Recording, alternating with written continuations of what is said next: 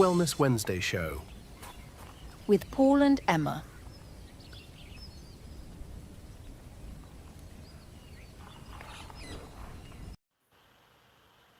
Hello, darling hearts. It's your GAPS coach Emma here, and this is the Wednesday Wellness show with me at Timeless Cookery and I'm Paul. I'm the owner of Nutrient Nirvana. We sell high-quality supplements, organic herbs and adaptogens, and non-toxic household products. cool. There we go. Right. So this week, Emma, it's chronic fatigue. Yeah. So why? Okay. Exactly. We should start by examining the root causes of chronic fatigue syndrome from a natural health perspective. So why are so many people suffering with this debilitating condition, Emma? Well, there are various reasons why we might suddenly, all our batteries go flat. Mm-hmm. It's literally, that's what it is really, that your batteries have gone flat. And if you think of the cells, each cell as a battery, why has the battery gone flat? It could be because you are not doing your respiration, which is not a thing to do with breathing. It's to do with how the cells get their energy, and it happens within the cell respiration. It's to do with mitochondrial function. So if you're functioning aerobically, which means you've got lots of oxygen in your system, then you can, I write about this in my book, Bagel Goggles, you can have 2 units of energy going in, which they call ATP. Mm-hmm. And then you can use the food you're eating and the oxygen you're breathing and various other things to create 26 units of energy, which is a really good ratio. 2 units in, 26 out. But if your respiration is anaerobic, which means you're not got enough oxygen in your system, Mm-hmm. then it's 2 units of energy in, plus the food you're eating, plus whatever your cells can get hold of, and only 2 or 4 units out. 2 Mm-hmm. in, 4 out. It's like you're really close to death, really. Mm. And I've had some clients who are literally, I call it, it's not, they're not couch potatoes, but it is like their body's gone into couch potato mode and they just cannot get up and get at it, you know? Mm-hmm. So if you think of each cell as a little island, and that island communicates with the other cells via the sea and the air, if that sea and that air is really polluted with toxins, then the messages can't get through. It's like each cell is a little island all on its own, surrounded by fog, and the messages can't get through. So we need to clear the fog. We need to clear the toxins. We need to get more oxygen into the system. And then, because it doesn't matter how much you feed someone with chronic fatigue or metabolic syndrome, as it's also known, it doesn't matter if you feed them amazing foods. If their cells are surrounded in fog, that food's not going to get in. Mm-hmm. So it's not just about food. Okay. It's about lots of other. We can talk about them. So, go on. Well, I was going to say everything you're saying at the moment is making me think of fulvic minerals, particularly the cellular health formula that we do, because that cleans out the cells and then it makes it far more, or makes the cells far more capable to absorb other nutrients from the diet. Right. So from that perspective, fulvic minerals is massive. Yeah, fulvic minerals are also good chelators, aren't they? They help to mop up rubbish and sweep it out of the body. Mm-hmm. So there are various causes of why the batteries suddenly go flat. Mm-hmm. One of them might be, have you got some reasons why? I was going to say poor quality sleep will do it. Insomnia, definitely, something that I've suffered with in the past. Poor diet, obviously. A big one for me at the moment as well is lack of movement with this. So because so many people, including myself, are tied to their desks day and night, or daytime working long hours, etc. All the time I can see the sun out of the window thinking, oh no, it's just not fair. But you know, we're tired, we've got responsibilities and jobs and stuff, and it's very difficult to find the time sometimes. I mean, I nipped out earlier today over to the allotment just to get some sun on my face and some fresh air. So from that point of view, lack of movement, I think, is a big thing at the moment. But it can be stuff like dehydration. Just being dehydrated is a big one as well, you know. If They you are think all all day and all contributing factors. yes, So exactly. you said insomnia, and when we're sleeping, that's when the body does its repairs. Mm-hmm. So if you're not sleeping, your body's not doing its repairs, and it's not sweeping out the rubbish. Yes. Because when you're sleeping, your body sort of fixes things and then takes away the detritus, and you're supposed to wake up in the morning, have a doo-doo, pee, you know, freshen up, and you should be ready to go. We should all be waking up bright-eyed and bushy-tailed, feeling well rested. And if we're not, then that's a big sign that you need to do something now, you know. So insomnia is all about the sleeping well is all about the body repairing and sweeping out the rubbish. Mm-hmm. And then you said good nutrition, of course, but if you're deep into chronic fatigue, doesn't matter what good food you eat, it's not going to help.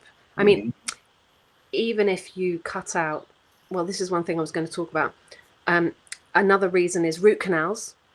Oh, right, yeah. Root canals, because they can poison certain meridians in the body.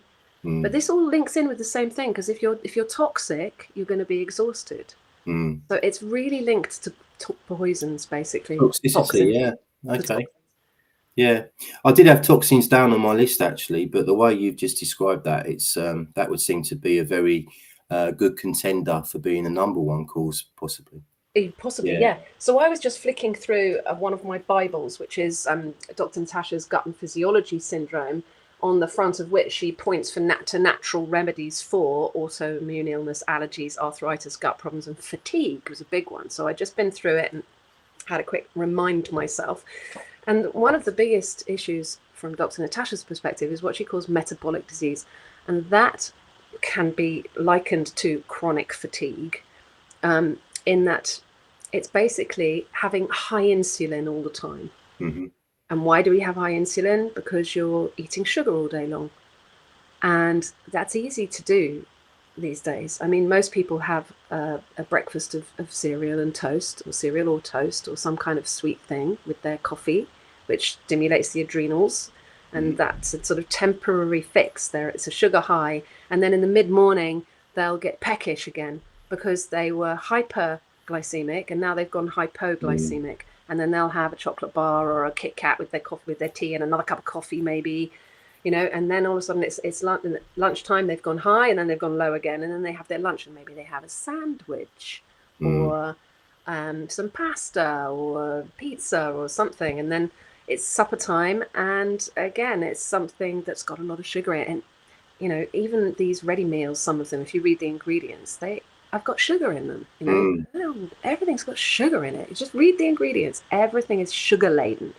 So we're on this kind of roller coaster of hypo. Hypo is low sugar, hyper is high sugar. And that imbalance in the blood sugar puts an immense strain on the body. An absolutely immense strain on the body. You know, insulin is the master fat storage hormone. So if you're always eating sugar, your insulin's going to be high and the body's going to be laying down fat in an attempt to get the sugar put away somewhere, because it's actually really dangerous for your body to have that much sugar in it all the time. And I know we're hardwired to like the sweet tastes, because back in the day when we were hunting, gathering, whatever, if you got hold of honey, it was like, whoa, you know, it was a big thing. But no one should be eating grains for breakfast, lunch, and dinner, and yet we do. So there's turn to sugar, absolutely. Yeah. Just going back to insomnia, have I ever told you about inclined bed therapy? Is that when they raise the bed head up about 6 inches or so? About 6, that's correct, yeah. So you sleep on a slight incline. Have you tried it? Yeah, I've been doing it for about 15 years now. And if I stay in a hotel on the odd occasion, I'm never comfortable anymore. I can't get comfortable. It really is conducive to good quality sleep. I say that, I still struggle occasionally. How interesting. I just recently stopped sleeping with a pillow under my head. Okay, So so I you're don't, very flat then. yeah, I don't have a pillow, but I'm gonna raise my bed head and see what It's happens. definitely worth it. Apparently, the ancient Egyptians slept that way. And if you're driving in the country somewhere and you see an animal resting on a hill, the animal will always be with the head end facing up. So Right, they know instinctively. right. So, and as you say, sleep is probably the best opportunity we have to heal. To And if you're clean, at that clean. angle, then your circulation works much better as well throughout the night. So, So interesting, because when you're pregnant, they always say, get your feet up above your heart. Take the weight off your feet. Maybe that's something specifically to do with pregnancy. I don't know. yeah, yeah, Hmm. possibly. Okay. When you're having a rest in the afternoon, which you always should if you're pregnant. So once if a client approaches you with this problem and you've spoken to them about what you just said about toxins and cleaning out the cells and stuff, once that's been established, how do you approach this issue from a dietary perspective? I do suggest GAPS, which is grain-free, sugar-free, except for honey, raw local honey. And that still, though, they sometimes struggle. And I often find that they have problems with their sulfur pathways. And sulfur is used, is Mm, MSM, methyl sulfonyl we can take. yeah, I think you stock that, don't you? we did. That's a long story. It might come back on our shelves. Okay. But methyl sulfonyl or sulfur is in onions and garlic. So if people struggle with onions and garlic, that's a sure sign that their sulfur pathways are not doing what they need to Mm, do. So I suggest hot salt baths, and sometimes they have a hot salt bath and it wipes them out completely. They're completely floored. So they have to be actually really careful with the Epsom salt baths, you know, start mm. off with a very little bit and build up slowly. Yeah. We can also rub DMSO on the soles of the feet to get the sulfur, to thin the blood a little bit, and but there's contraindications with DMSO, so watch out, everybody, and please talk to your healthcare professional, doctor person, about any health problems you might have. Just a quick Mm. disclaimer there, because we're not saying we are curing or anything here. Go and see your doctor. Something I've learned recently about Epsom salts is that it's very important to stay hydrated because Epsom salts really do dehydrate you. It's how boxers lose weight before a fight. If they need Is to it lose weight, they'll use Epsom salts, yeah, in a bath. So really? it's very, very important to stay hydrated before and afterwards. Of course. Well, Um, that will be my next part of the treatment, is you need to look at your minerals. You need to look at the mhm. root cause. So, I mean, Morley Robbins does a really interesting breakdown of how to remineralize. And I like his approach, which is to Okay, look at your macros first, which right. is your calcium, magnesium that work Mm, together, your potassium and your sodium that work together. They're the ones that we mostly need. There are intracellular macros and extracellular cellular macros. That's how the island is going to clear the fog and start mhm. communicating again, the little cells. And then you need to look at retinol, which is a Vitamin fish A, oil, yeah. which is in cod liver oil and in beef liver, because we need vitamin A. And I mean retinol, vitamin A from animal sources, not beta carotene from carrots, because it's just not the same. Your body needs a lot of energy to change beta carotene into retinol. And if you're already chronically fatigued, your body's not going to have enough energy to do that. So you need it from animal sources, Mm. because retinol is what will hoist copper into position to then command iron and zinc in the body. And you know, most of people with chronic fatigue, they can be what's called anemic, although we could talk about that one day, because I Mm. think anemia is a bit of a myth. I think anemia is actually iron in the wrong place in the body that isn't being told what to do by copper the general. Well, I know that iron supplements are generally speaking, they're not very good. You Not a know, good idea to I take don't it. recommend them You at don't. all. Nearly everyone is actually iron overloaded because they've Yes. been loading breakfast cereals with literally iron filings since I Mm. was a small girl. And you can crush a bag of cornflakes and then run a magnet across the side of the bag, and you will come up with a load of iron filings, and they say it's fortified with iron. Yeah. Whoa. Clown world. Yeah, I know. Yeah, man. Yeah, So we don't definitely. need iron supplements. We just need beef liver or cod liver oil to get that retinol in place. And then you need a source of copper. Mm. Can't go taking your micro minerals first. You need to get your macros in place. Then you need retinol, and you need a good dose of magnesium. And I highly, highly recommend Paul's magnesium from Nutrient Nirvana, because it's in a gelatin capsule, which I think is amazing because it's so much easier on the gut lining. Mm-hmm. And you've got glycinate, taurate, malate, and citrate all in. That's right. Well done. Yeah, very good. Yeah. Which And we also sell L-threonate as well separately, which is really good because that penetrates the blood-brain barrier. So anyone suffering with stress, anxiety, depression, insomnia, that's the magnesium to go for. Because magnesium is the miracle master mineral Absolutely. of relaxation. So yeah, everyone is mineral deficient, because guess what depletes your magnesium quicker than anything? Stress. Sugar. And Stress sugar. and yeah, but that's sugar is a stress on all your organs and your whole entire system. So yes, sugar, but also just the world out there is so stressful these days, and we're all on this rat race, kind of gotta go times, So you mentioned macro minerals. From what I've learned, nobody needs a calcium supplement. Calcium is very easy to get from the diet. Well, It's in meat, dairy, vegetables. It's in virtually every food group, whereas magnesium, that's not the case. I agree. Go for magnesium first, but they do work together. And if you have very high oxalate diet, which would mean wheat and chocolate and potatoes and sweet potatoes and almonds and almond milks and spinach and chard and raspberries and rhubarb. I mean, they're just some of the very highest ones, but there's lots of oxalates everywhere. But if you have a high oxalate diet, then oxalates are mineral robbers, and they will rob, and they grab hold of lots of minerals and don't let you have them. So I like people to take calcium in the form of calcium citrate that you can make yourself just by soaking eggshells in lemon juice. Yeah, or you can buy our Oxbusters.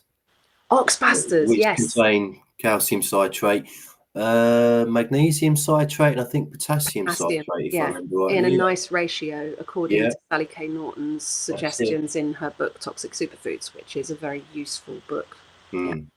Brilliant. Okay. Right. Okay. Well, from my point of view, from a supplemental point of view, if somebody comes to me and says they've got, they're really tired, they're suffering with fatigue, they're struggling to work, the first two things I always recommend, unsurprisingly, are magnesium and fulvic minerals. Magnesium, because although it's the mineral of relaxation, it's heavily involved in the process of your body generating ATP, which is the body's energy currency. And fulvic minerals, for the reasons I previously stated, that it's going to clean your cells out of all the metals, all the toxins, and therefore making it much more efficient absorbing other nutrients from food and supplements. So that's a big one. Outside of that, I like amino acids for fatigue, and I like adaptogenic herbs for fatigue. I've had a lot of success with clients and customers in the past using things like maca root and astragalus, tulsi, which is holy basil. They're all very, very good herbs for producing energy, and they've all got other benefits as well, many other benefits.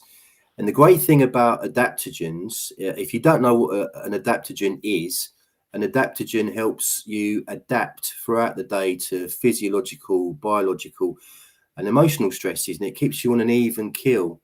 I'll never forget the first time I ever did Tulsi. I went over the allotment for one day, and I did more work that day than I had done for about 6 months prior. It was crazy. So, adaptogens really do work and help people. Cool. So yeah, I would recommend adaptogens big time. So another thing I'd like to suggest as well is, once you have got off the starchy carbs and started to heal and seal your gut, even if you are still stuck in couch potato mode and can't really move, we can use light as an energy source. And if you can't actually get outside, then an infrared lamp is going to do you so much good. An infrared lamp for 20 minutes. If you have to build up your dose, actually, because that can be heavily detoxing as well, and you want to be careful with that. But you can do 5 minutes morning and night, then building that up. I have mine next to my bed. So in the wintertime, I get undressed for bed with the light on, and I bask in those rays like the setting sun before I go to sleep. And then when I wake up in the morning, no heater on in my bedroom, but I flick on the infrared lamp, and then the whole room is suffused with this beautiful red light. It's incandescent bulbs. You can find it on my website, Timeless Cookery, if you're interested. Wow. Okay. And then start the day after a little infrared bath, sun bath, you know what I mean? For when it's all cloudy and when they've sprayed everywhere and God knows what, and the clouds have been there for weeks, infrared is going to really, really help. I've heard that you can use methylene blue with infrared as well. Yes, methylene blue is very good as well for anyone who's got or suffering with poor energy levels. Methylene blue is very, very good. We stock it and we provide it, but I've only tried it twice myself because Yeah, generally speaking, I'm okay on that front. I don't think it's a good idea to use it regularly. I think it can be used as a multiple chemical sensitivity remedy. And I think it's okay to use it a little, but I think people who are using it all the time, I don't think that's a good move. I think it's a special tool to be used very wisely and carefully. I completely concur with that. Absolutely. Yeah. Okay. But useful. So what was the last thing I wanted to say about hypo, blood insulin levels? Oh, oxidative therapies will be very useful. So oxygen therapies will be useful for people with chronic fatigue because they are oxygen deprived. Their cells are working anaerobically. So we need to help them get more oxygen. Now, usually you'd do breathing exercises or you'd start to move your body to get the oxygen flowing, but they can't move their body because their batteries are flat. So oxidative therapies like chlorine dioxide solution, hydrogen peroxide, But I mean, these things need to be looked at very carefully and researched very carefully. I'm not suggesting anyone should take them internally, but I have tried it and it's good. Brilliant. Okay. So just to summarize, shall we summarize the whole chronic fatigue syndrome? Number one is to clean out the cells. That's what we're saying, yeah? Yes. You need to do some detoxing. So yeah, coffee enemas as well be excellent. Coffee enemas, Epsom salt baths, and fulvic minerals, something that's going to chelate metals and help you get them out. Okay. Stopping, yeah. And then there's amino acids like taurine, which is very important for people that don't eat animal foods because you cannot source taurine from plant foods. Creatine, NAC. All these things can help. They're all amino acids. And amino acids are proteins, and we mostly get them from animal products. So anyone who is vegetarian would be really, really missing out. I have to say those full spectrum amino acids are amazing. Yeah. But the best source is a stock pot and actually eating meats, in my humble opinion. Yes, I would agree. Okay. Shall we leave it there? What are we talking about? There was also, we need to mention infrared. And, have you got any root canals? Have a look. Have you got root canals? Maybe you need to have those teeth out and actually have an implant instead and get any little residual cavitations or infections that you can have infections and not even know you've got an infection that can affect your whole body. So, go and find a holistic dentist and get that looked at. Yeah, brilliant. Okay. What are we talking about next week, Emma?